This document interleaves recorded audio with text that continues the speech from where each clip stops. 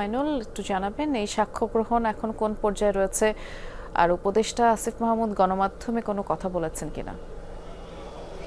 এখন পর্যন্ত আসিফ মাহমুদ গণমাধ্যমে কথা বলেনি, তবে তিনি এখন সাক্ষ্য দিচ্ছেন এবং সাক্ষ্য গ্রহণ বলা যায় যে এখন মাঝামাঝি পর্যায়ে রয়েছে। ইতিমধ্যে তিনি জুলাই আন্দোলনের প্রেক্ষাপট বর্ণনা করেছেন, পাশাপাশি তাদেরকে যারা সমন্বয়ক ছিলেন হাসনাত সার্জিস, নাহিদ ইসলাম সহ আসিফ মাহমুদ সজীব ভুঁইয়া সহ তাদেরকে তুলে নিয়ে গিয়ে যখন নির্যাতন করা হয়, তাদেরকে গুম করে রাখা হয়, এই সকল বিষয় কিন্তু তিনি তুলে ধরেছেন।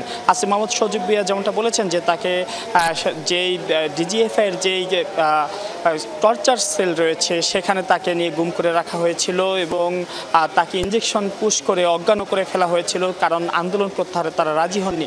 পরবর্তীতে তাকে নিকেতনে এনে ফেলে দেওয়া হয়। পরবর্তীতে তাকে যখন তিনি চিকিৎসা ছিলেন সেখান থেকে আবার ডিবি তাকে তুলে নিয়ে যায় এবং ডিবি হেফাজতে তাদেরকে পুনরায় নির্যাতন করা হয় এবং সেখানে তাদেরকে নানা রকম হুমকি দেওয়া হয়। তাদের পরিবারকে ডেকে এনে হুমকি দিয়ে গণমাধ্যমে কথা বলতে বাধ্য করা হয়।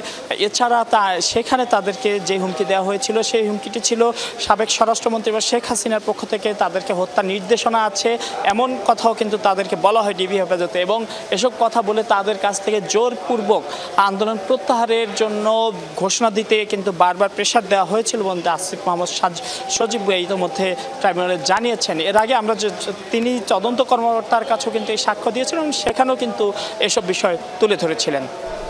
ধন্যবাদ, আপনি বিস্তারিত জানাচ্ছিলেন মাইনুল।